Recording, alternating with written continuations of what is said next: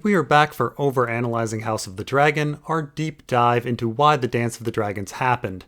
That is, the war between the Blacks and the Greens. And at its roots, the problem seems to be continued attempts to keep the Velaryon faction out of power. Aemon is mysteriously killed, Rhaenys is mysteriously passed over, and after Balon dies, we have a conflict again as Rhaenys should be next in line.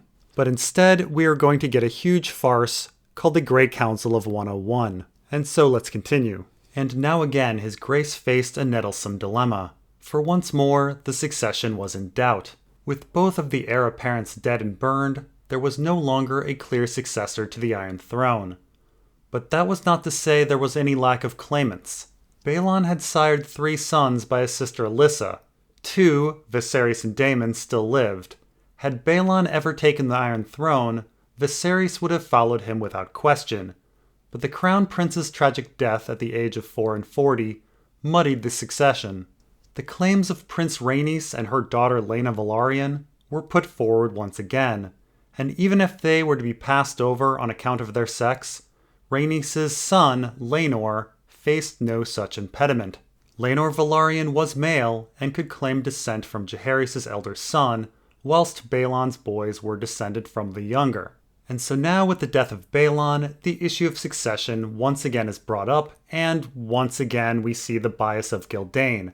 Gyldain claims that had Balon ever taken the throne, Viserys would have been the clear heir. Except not necessarily. At this point in history, the practice of choosing an heir has much more precedent than birthright. Jaehaerys chose Aemon as heir. He chose Balon as heir, and even after the Great Council of 101, it is Jaehaerys that grants the title of heir to Viserys.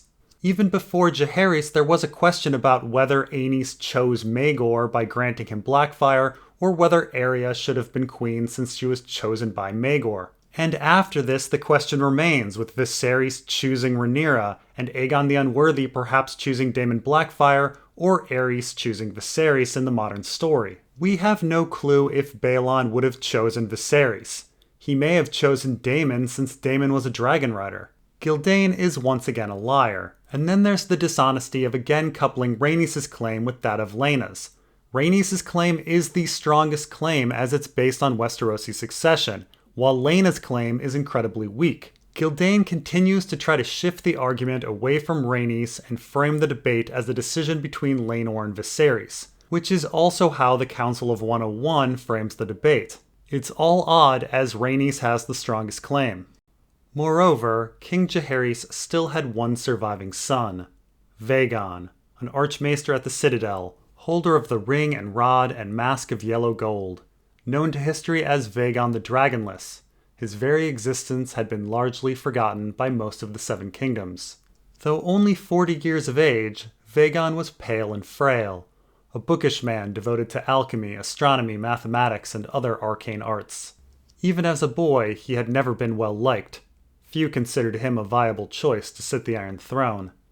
And yet, it was to Archmaester Vaegon that the old king turned now, summoning his last son to King's Landing. What passed between them remains a matter of dispute. Some say the king offered Vaegon the throne and was refused.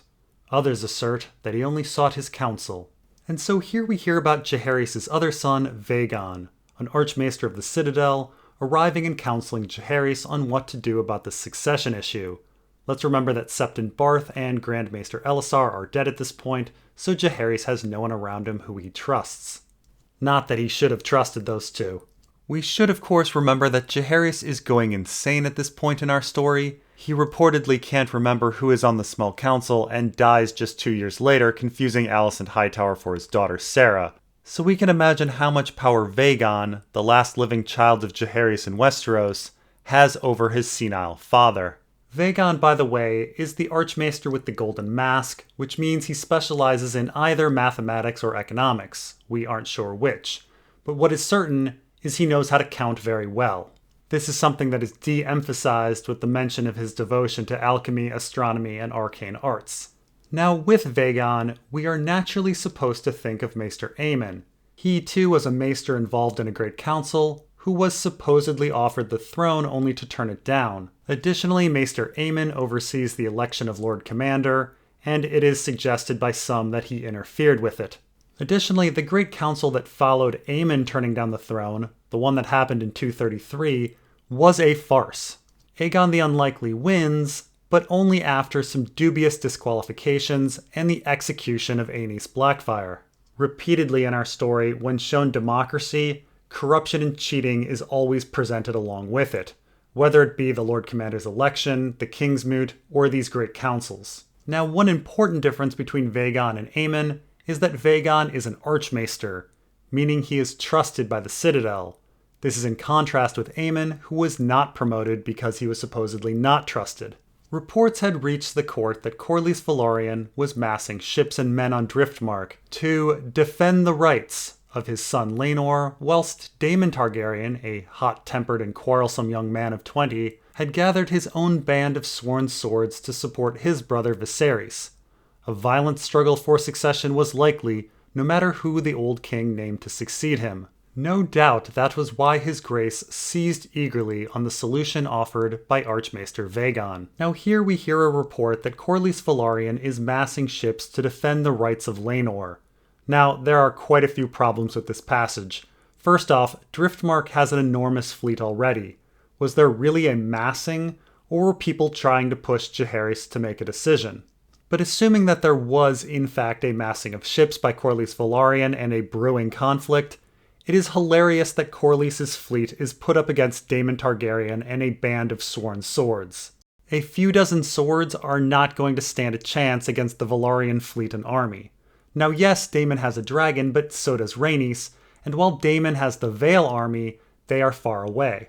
Corlys Velaryon can take King's Landing at any time, and so what Vaegon is really preventing is not a violent struggle, but a clear, decisive Velaryon victory. Now, what is also quite curious is that Corlys jumps to the rights of Laenor over Rhaenys, and what is equally curious is that his son and Laenor are outside of the quotes of defend the rights.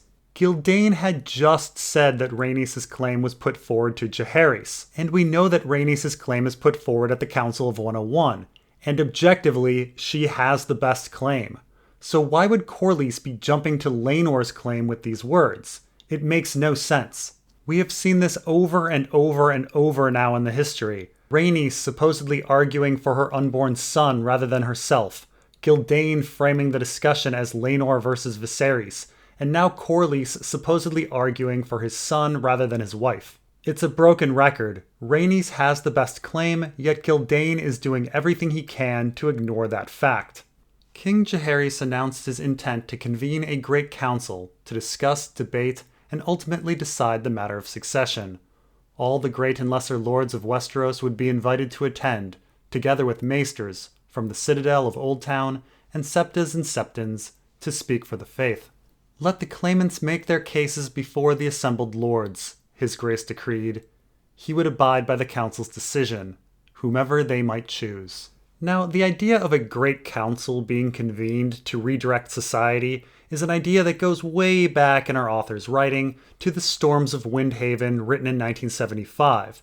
In this story, the protagonist, Maris, argues before a great council that heredity to choose flyers is unfair and that competition, that is a meritocracy, is a better system. The story is very optimistic as George R. R. Martin had a co-author, but a rather important aspect to Maris' success at the Great Council is that she's able to argue well and can persuade people. This is all in the literary tradition of Brutus versus Mark Antony in Shakespeare's Julius Caesar. Rhetoric and speech matter. There's a difference between Romans, countrymen, and lovers, hear me for my cause and be silent, that you may hear, believe me for mine honor and have respect to mine honor, that you may believe, censure me in your wisdom and awake your senses, that you may the better judge, and friends, Romans, countrymen, lend me your ears.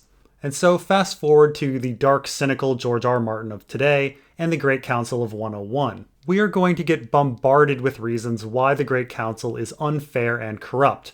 The first of which is that lords are invited, but also maesters, septons, and septas to speak. That is, a slew of people that are aligned with Old Town who favor Viserys are coming to the council. The very people who are the sources for this history. And let's keep in mind that the maesters are trained advisors and academics, and septons and septas are practiced speakers. They are going to be part of a discussion and debate with lords who do not have this training.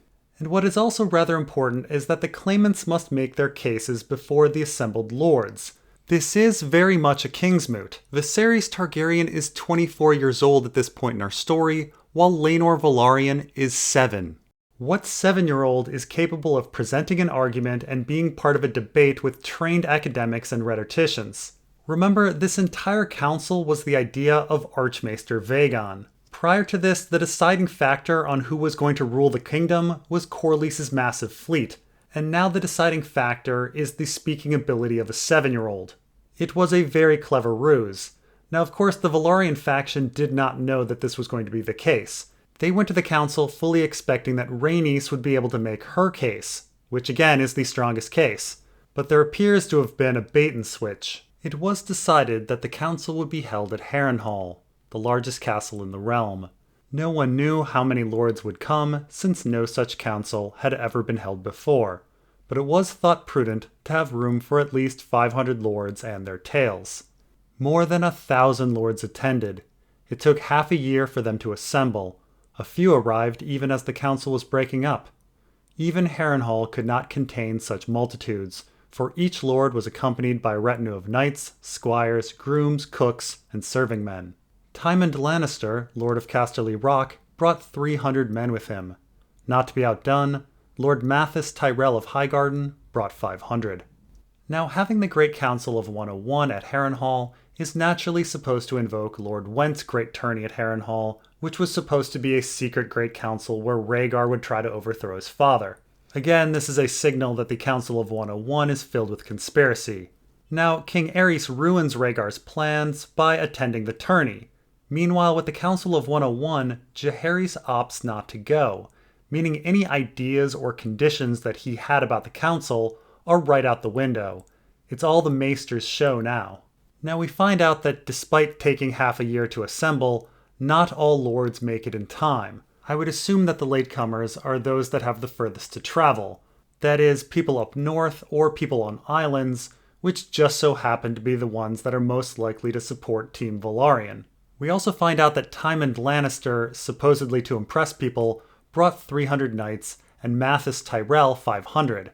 Of course, this also means that houses Tyrell and Lannister have everyone's lives in their hands. The previous Lord Tyrell was close to Septon Barth, and Tywin Lannister was made master of ships by Viserys once he becomes king. So it seems that Viserys supporters are able to ensure that the Great Council's decision is accepted, at least at the council's conclusion.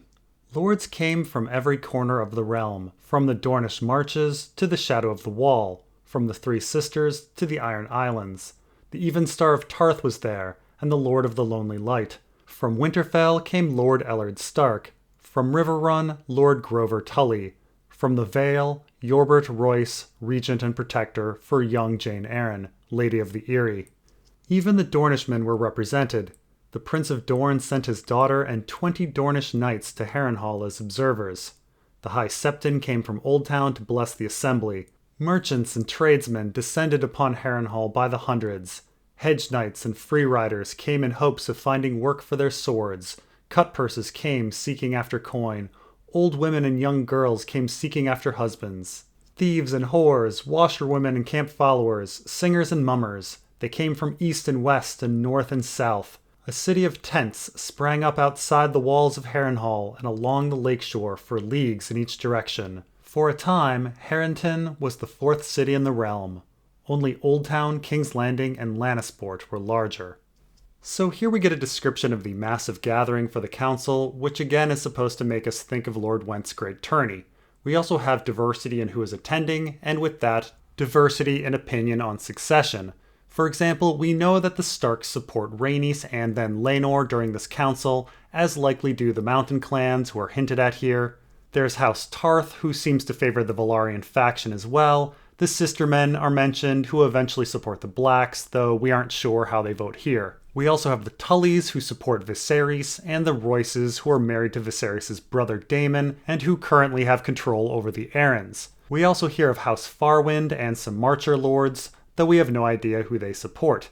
The High Septon is also here, who without a doubt would influence the Septons and Septas on who to speak for, almost certainly Viserys, and weirdly we have the daughter of the Prince of Dorne here. I can only imagine that she was invited because much of the realm is biased against Dorne, and the maesters would want to put on display the wanton result of women inheriting. No fewer than 14 claims were duly examined and considered by the lords assembled. From Essos came 3 rival competitors, grandsons of King Jaehaerys through his daughter Sarah, each sired by a different father. One was said to be the very image of his grandsire in his youth. Another, a bastard born to the Triarch of Old Volantis, arrived with bags of gold and a dwarf elephant. The lavish gifts he distributed amongst the poor lords undoubtedly helped his claim. The elephant proved less useful. Princess Sarah herself was still alive and well in Volantis, and only 34 years of age. Her own claim was clearly superior to those of any of her bastard sons, but she did not choose to press it. "I have my own kingdom here," she said, when asked if she meant to return to Westeros. Another contestant produced sheafs of parchment that demonstrated his descent from Gaemon the Glorious, the greatest of the Targaryen lords of Dragonstone before the conquest, by way of a younger daughter and the petty lords she had married, and on for 7 further generations.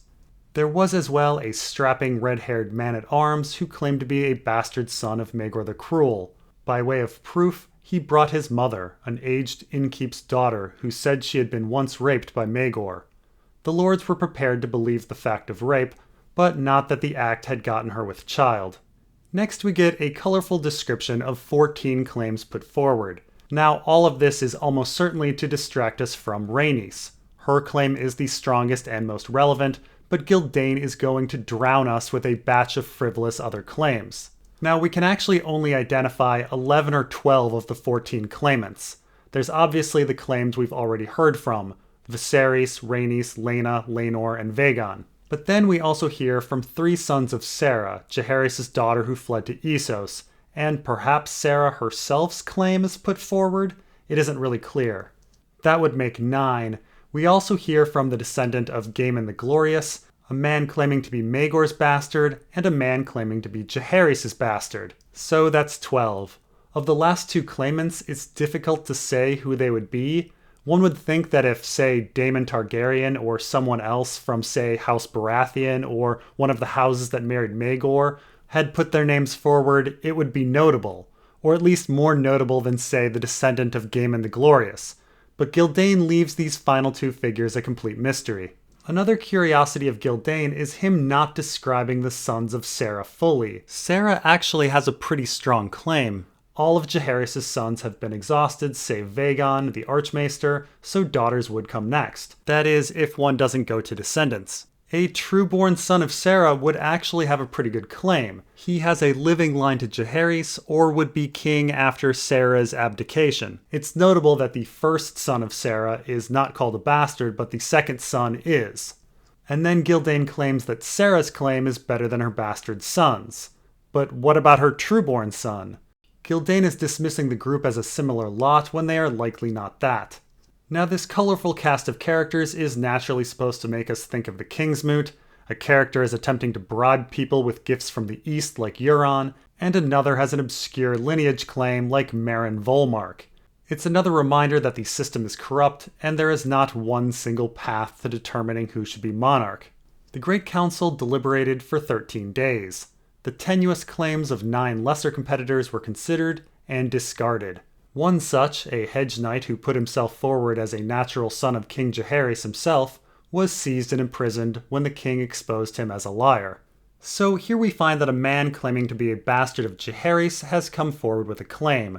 Now these bastard claims are pretty common in our story, and we are naturally supposed to think about Aenys Blackfyre coming to the Great Council of 233 and being executed.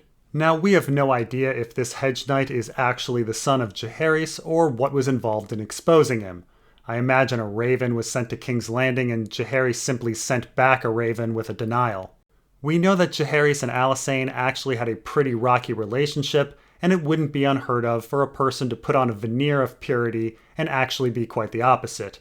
Jaehaerys hated the fact that his daughter Sarah had extramarital sex, calling her a whore. It would not be surprising if Jaehaerys was a hypocrite, just like Tywin with Tyrion.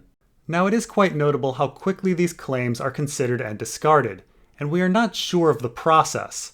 Were there votes? Did the maesters running the show simply drop the candidates? Did Sarah actually have a chance to win if she were voted on? Did Sarah's trueborn son or the bastard that bribed everyone? We have no idea. What we see is that the lofty idea of let's put it to a vote or democracy is a difficult process to actually implement in a just, equitable, and transparent fashion. Archmaester Vaegon was ruled out on account of his vows, and Princess Rhaenys and her daughter on account of their sex, leaving the two claimants with the most support. Viserys Targaryen, eldest son of Prince Baelon and Princess Alyssa, and Laenor Velaryon, the son of Princess Rhaenys and grandson of Prince Aemon. Viserys was the old king's grandson, Laenor his great-grandson. And here we see corruption in the system and the cover-up by Gildain. We know very well that Rhaenys has the best claim of all the claimants at the Great Council, and yet Gildain just slips in that her claim was rejected with Vaegon and Laena's.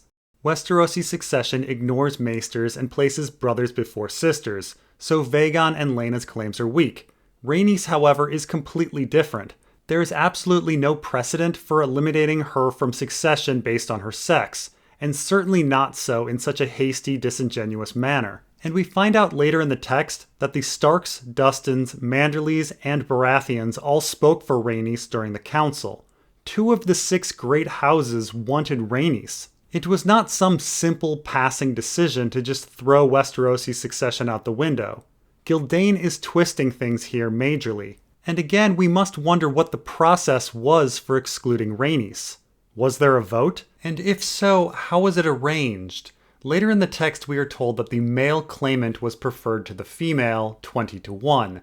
But what exactly does that mean? If one preferred one of the 11 or 12 male claimants, is that vote for female exclusion? If one preferred Laenor, is that a vote for female exclusion even if Rhaenys is one's second choice? There are so many ways to manipulate the voting process with leading questions, voting order, and splitting the vote.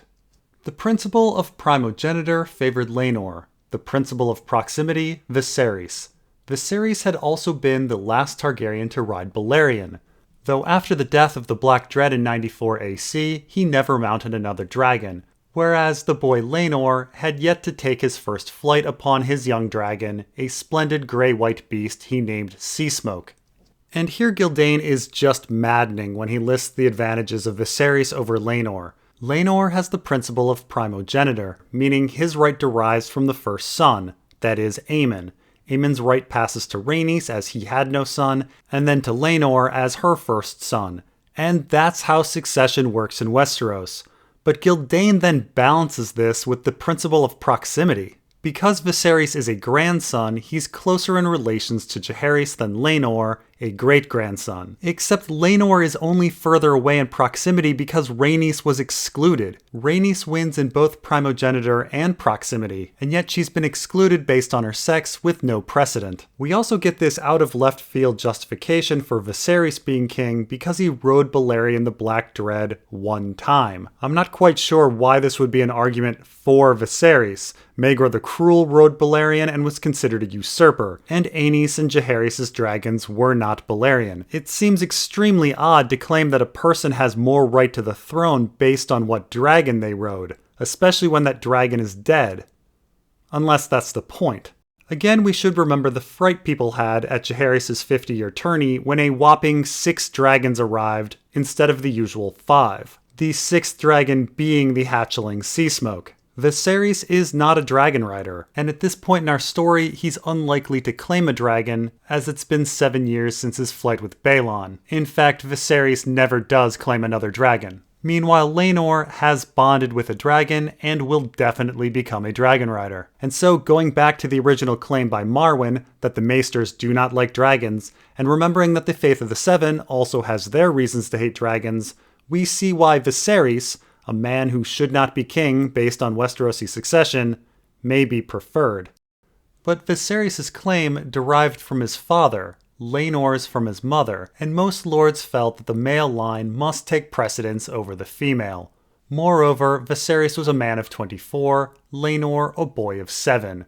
For all these reasons, Laenor's claim was generally regarded as the weaker, but the boy's mother and father were such powerful and influential figures that it could not be dismissed entirely. And so once again Gyldain twists things. He says that Laenor's claim is weaker because it's a female line. This gives the appearance that his claim is not through primogeniture, except Laenor's claim actually derives from his grandfather Aemon, the first son, and Gyldain just admitted that Laenor has an advantage in this respect. Laenor does not have the weaker claim compared to Viserys, he has the stronger one, with his mother's being even stronger. It is exceedingly unlikely that most lords would be for throwing succession laws out the window. And Gyldain frames everything backwards, saying that the claim of Laenor is weak, but the influence is strong. It is actually clearly the reverse. The claim is strong, but the influence is weak, as the Velaryons do eventually lose despite the superior case. It is the Maesters and Septons who use their influence to change things. Now, Laenor being 7 certainly hurts his case as he cannot eloquently speak for himself. However, being 7 also tells us that someone would be ruling in his stead, likely Corlys Velaryon and Rhaenys Targaryen. And so next time we will talk about who exactly Corlys Velaryon is, as Fire and Blood takes a huge detour into his life. Thanks for watching, and we'll see you next time.